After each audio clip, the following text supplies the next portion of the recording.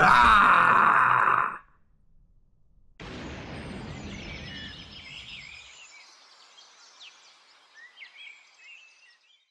then guys, welcome back to Horn Outdoors. This week I've decided to do a little discussion based around the irrational fears of solo wild camping. Now this topic has come up numerous times, I've seen it all over the internet, and it came up recently with a friend of mine when we went on a little wild camp together. Now he were explaining to me how he feels a lot more comfortable being with me wild camping because he's got someone with him if anything were to go wrong. So it got me thinking, because I have, in the past, I've gone through this same scenario myself where I were a little bit worried about wild camping solo, but it is just a rational fear. Now, as humans, we are meant to be asleep during the night. The only reason we're up quite late is because we have our artificial lighting. So obviously the dark, that can become one contender as to why we worry when we're wild camping, shall we say. So we're scared of the dark. Now, a lot of people, they're not going to want to admit this, but naturally, we're not meant to be in the dark. So let me just go through a little list, what I've made, and I'll raise a point based off each factor. So, men versus women. Now, this is always going to be a debate, especially these days, and I understand women are independent, I've got no issues, don't stress yourself. But women, I'll be honest, mentally stronger than men. So they could probably get their head around it better than us. But then we get the, oh, I'm a big butch man, I will do what it takes. So you've got them mentalities. I can understand why women would be a little bit more worried because you don't know who's about. And there's some weirdos. Let's be realistic, there is some weirdos these days. So another one that I got thinking about was, because I've mentioned this in a previous video, and it was watching movies. Now, when you've watched movies that are scary or something based around camping and it going wrong, then you do get that mindset of, I'm worried, what if that happens to me? And then you start thinking, oh, well, what's in woods? It can't be just me in these woods. And that's another irrational thought, because, I mean, I've had it before. So I used to be scared of flying on a plane. And it all came about from watching movies like the one with Denzel Washington, Flight. Now, when you start seeing plane crashes in movies, same in Final Destination, the first one, it starts to put you off things because then you start to question. So it's one of them adult mentalities, like children. They've never been taught something, so they don't understand the outcome of it. But as you get older, you start to, shall we say, put restrictions in place because you can think to yourself, well, that could happen, this could happen. Do you get what I'm saying? It's like a polluted mind. So because you've seen something happen, you think it's going to happen to you. It's not always the case. What else have we got? The weather. Now, you might have seen other people wild camping in extreme conditions and it's gone absolute tits up for them. That doesn't always mean that's going to happen to you. Just 1 minute. Got me wort green tea. Spitting feathers here. I'll be honest, on my latest wild camp, I think I burnt my lips a little bit with sun. So they've dried out. Anyway, what were we saying? Weather. So yeah, the weather. So you might have seen it on other videos and thought, oh yeah, well that could happen. And then you see people right at tops of mountains and you see the tents blowing in half or blowing away, getting crushed down. Now, a lot of the time that can be down to human error as well. So it's not always the tent's fault. They might not have checked the guidelines before they went to sleep. They might not even guide it out properly. Or they've gone unprepared to the top of a mountain. It's as simple as that. It can just be something silly. Which leads me to my next point. Now, this is a saying I was told when I was younger, and it stuck with me. And it's the 7 P's. So, prior planning and preparation prevents piss poor performance. The 7 P's. Live by them, because that's what I live by. If you go unprepared, then expect the worst. It's as simple as that. You fail to prepare, prepare to fail. The 7 Ps. Try and get that one stuck in your head, because if you can make sure that you cover all the bases with your gear, like I'm just looking now because my gear's already out here, sat here, because I've been cleaning it up ready for the next camp. Yeah, just make sure you prepare for everything. You know, if you need to pack up, make sure you've got the warm and waterproof gear to pack up and do one. It's not a problem. You know what's going to happen to you. You just take your time. It's 9 times out of 10, it's down to common sense. That's it. You know, it's always common sense. Now, this is one that I do a lot of the time when I'm camping. I like to create a home away from home, purely because what happens is I'm creating a similar environment to how I'd like it to be at home, or how I normally have it. So I'll take my snacks, I'll have a little table, or I'll have things set out in a specific way. I'll make sure that it's cosy. I'll do what I do at home on an evening, like watching a movie or something to wind down in the woods. Now, that just means that I'm mimicking what's at home, so I feel safe, because I feel as if I'm at home.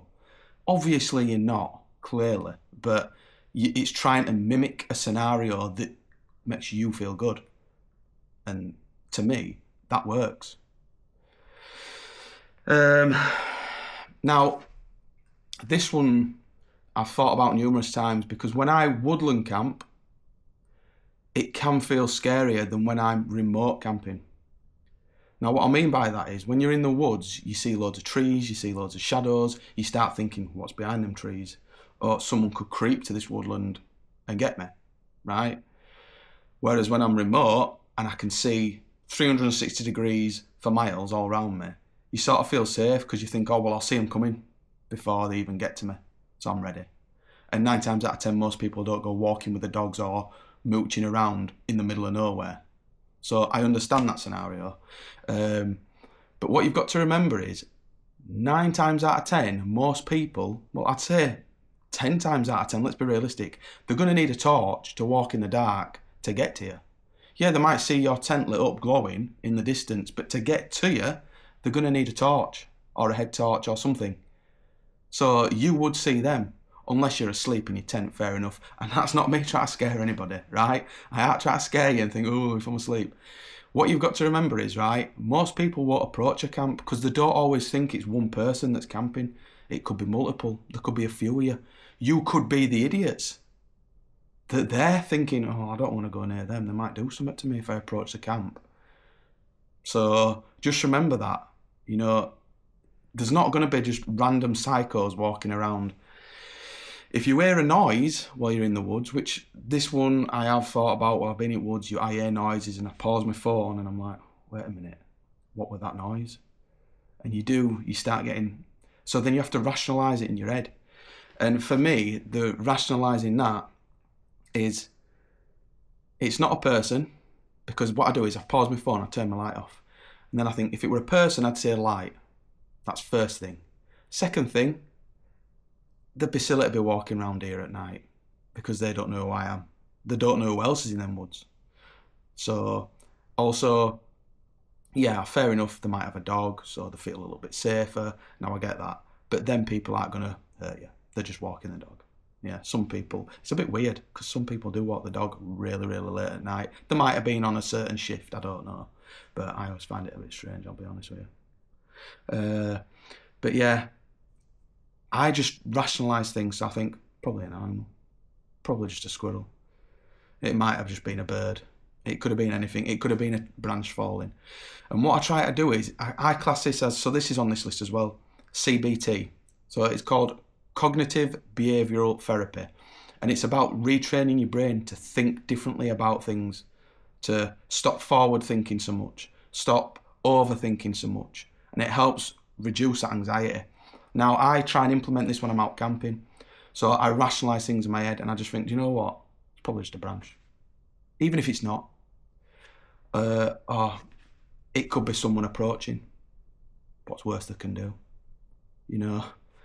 Majority of the time, they're not going to do it. They'll just go, and they'll have a look at your tent and they'll go, hello? And you'll go, hello? And then you'll just pop out. I've had conversations with people ridiculous o'clock at night. If you've seen one of my recent videos, having a discussion with two young lads that had just turned up on the bikes, smoking a bit of the wacky backy, bit of the Bob Marley stuff, and they were fine. And which leads me to my next point. Just 1 minute, let me have a little toot. Probably ain't helping my dry lips, is it?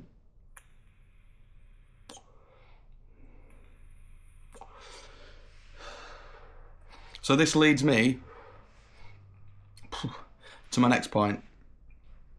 What you'll find, more than not, is people that are in the woods or out walking, they tend to be nicer people.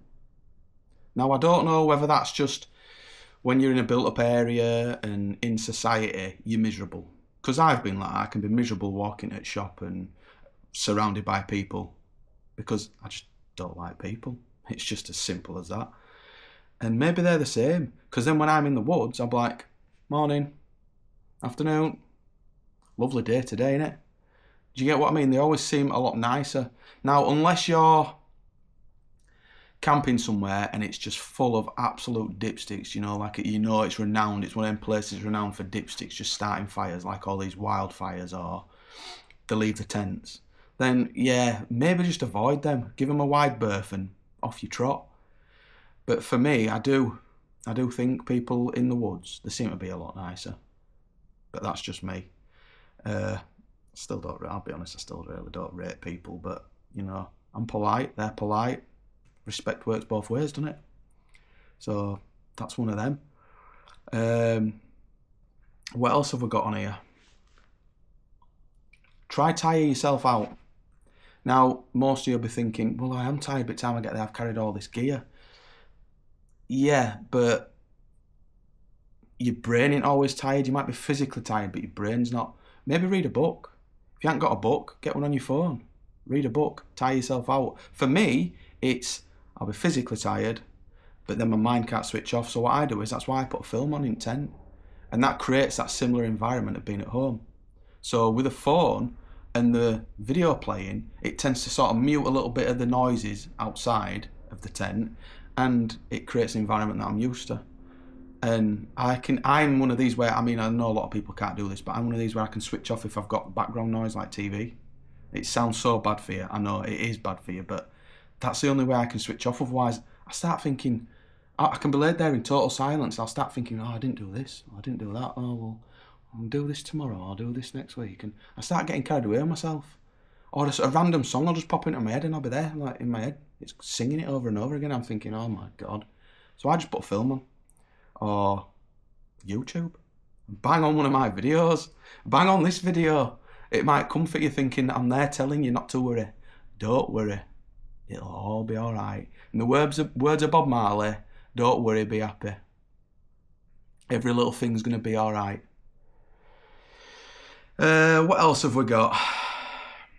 Right, now this is one that I always do. I didn't used to do this, but act to yourself as if you're in charge of that area where you are. Be in charge. Clean up your crap for a start. Yeah? That's being in charge. Just act as if you're in charge of that particular spot that you're at. This is my land now. I'm camping on my land. Anyone comes near me, I'm Big Bear. Do you get what I'm saying? Like, this is my territory. It's one of them. Have a little pee around it if you want, like dogs do. Marky territory. Do you know what I mean? It's just one of them. Just, that's my spot. And no one's going to change that. It's here for everyone. As long as you're looking after it and respecting it. This is our land. We're here. And we're looking after it. So, that's my spot. Simple as. Right. Another one. Camping is definitely safer than public areas. It's as simple as that. As simple as that. You could walk down the street and get knifed instantly. That's just the way it is these days. It's full of plonkers. It's just full of absolute idiots. Simple. Full stop. That's just the way it is. So, you could get knocked over by a car or a bus. Anything could happen, couldn't it? So, when you look at it that way, there's probably you and a handful of people out in them woods or in that area. So, you put it in that perspective, you just think, well, I'm actually safer here. So, just don't stress. So, like I say, CBT, think it over. It's one of them, isn't it? Don't want to let this go cold, do I?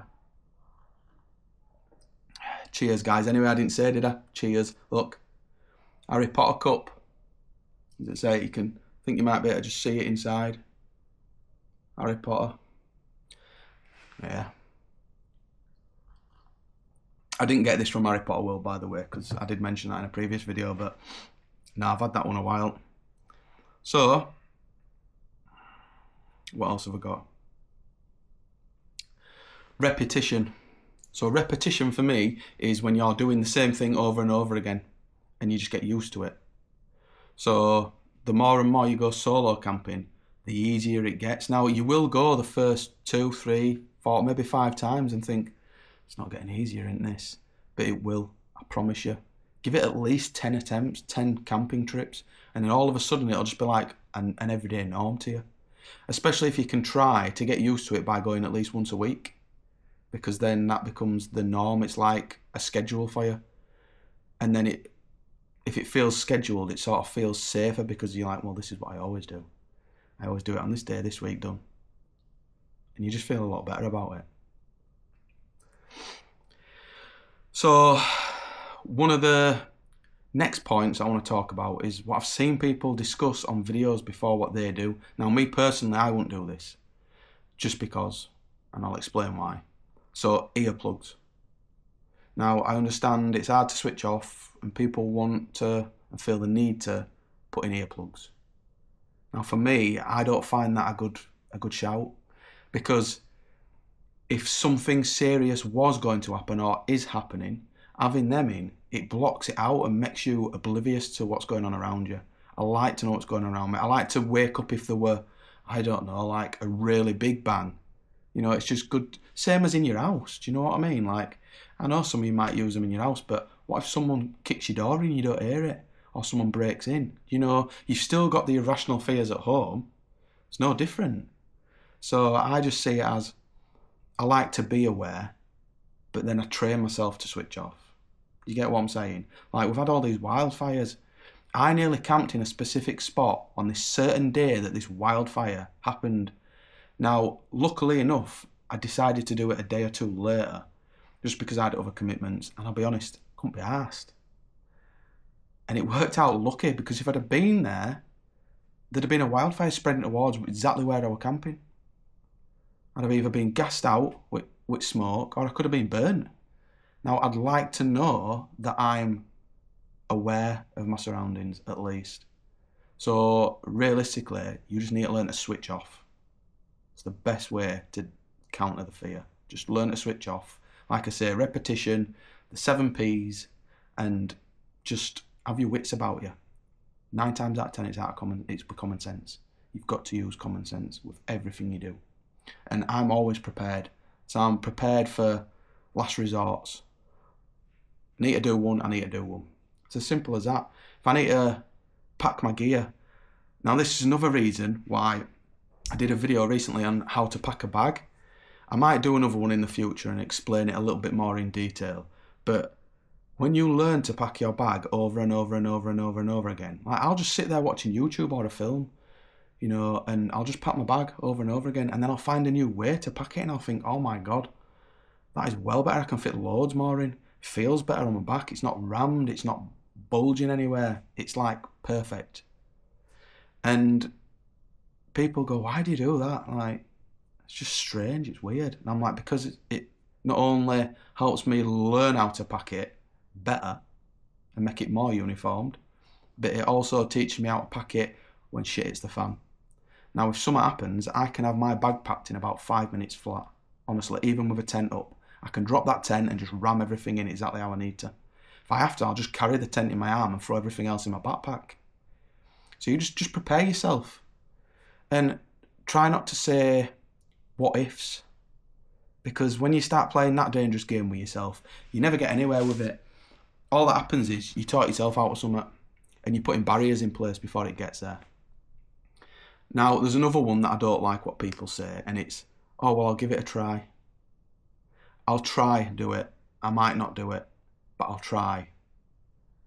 All you're doing there is you're setting yourself up to fail, Because trying is having the intention to fail. You already know you're going to fail. You're already setting yourself up to fail by saying, I'll try. Don't say I'll try, say, I'm going to do it. I'm off and I'm going to go camp and I'm going to have a laugh. All you've got to do is just be positive. Just keep telling yourself the good things, what you're going to gain from it. The pictures, the memories, the moments, you know, the cosy. Like I find it very cosy in a tent. It reminds me of being a kid and having a den where you build a den, you get cosy, and I like that little environment, that little microclimate that you're in, and you're cosy. And it's strange because when I'm in an hammock, I don't feel as safe as when I'm in a tent. Now, I'm sure that'll go against what other people believe, but I just think in an hammock, you're on flat ground, you're sturdy, you can just turn around, cook, boil water, make a brew at night, you know. You have like your own little kitchen area and your bedroom area kind of thing. In an hammock, it's a little bit more awkward, so you sort of have to get out. And then I always used to get this fear of someone just coming and just chopping it down while I'm in it, quietly, you know. But don't let me talk you out of it. Honestly, I'm not trying to talk you into it and then out of it. I'm sorry, but it's got to be said. That's just how I felt. So I just love tents. Don't get me wrong, I'm still going to do hammock camps, and you'll see me in hammock camping videos, but I really do prefer tents, and the fact that you can get the views, because we don't have a lot of woodlands high up here where you can get on the front edge of the woodland and get a nice sunset or sunrise with your hammock. So if you do, the seem to be like hillsides and it's a bit of an awkward camp then, innit? You've got nowhere to put all, you're just in an hammock, you can't move. So I just prefer a tent. But I did go through a phase of loving a hammock. So it's just one of them. Find what suits you. Stick with the 7 Ps. Don't talk yourself out of it. And try retrain your brain. And personally, I wouldn't use earplugs. But that's down to you guys, isn't it? That's all what you feel comfortable with. Take the food. Take the snacks that you'd eat at home. If you eat snacks, if you're a fat git like me, take your snacks. It all creates a comfortable environment that your brain knows and is happy with. That's all it is. Fear, you know what fear stands for, don't you?